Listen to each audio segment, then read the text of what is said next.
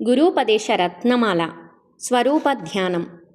తనను కోశాలతో కూడిన దేహమని కాకుండా కేవలం చేతన మాత్రంగా చూచేవాడు ఆత్మయైన శివస్వరూపంలో సంస్థితుడై ఉంటాడు. ఆకాశంపై ధ్యానం.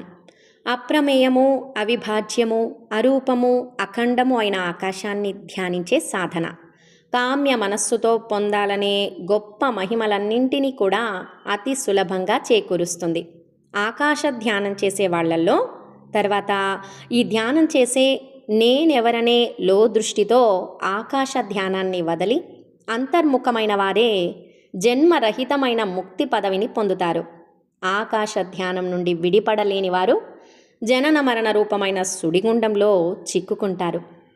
ప్రజ్ఞారూపమైన ఆత్మదేవతను హృదయంలో వెతికి దృఢనిష్టకై యత్నించే ఆత్మ విచారశీలుని చూచి అతనికి చిత్త భ్రమణమని, పిచ్చి అని అనటం, అమృతాన్ని గ్రోలిన ఒకడు మృతి చెందాడని చెప్పటం వంటిదే అని గ్రహించు. వివరణ: ఆత్మ విచారణ సాధన చేపట్టినవాడు పిచ్చివాడైనాడని లోకులు అనటం తప్పు. ఈ సాధనా మార్గంలో పిచ్చి వంటి మానసిక రోగాలు ఎప్పుడూ రావు. దానికి బదులు బుద్ధి వికాసం కలుగుతుందని ఈ వచన భావము.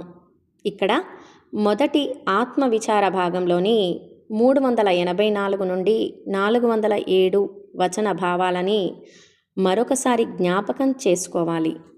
ఓం నమో భగవతే శ్రీరమణాయ.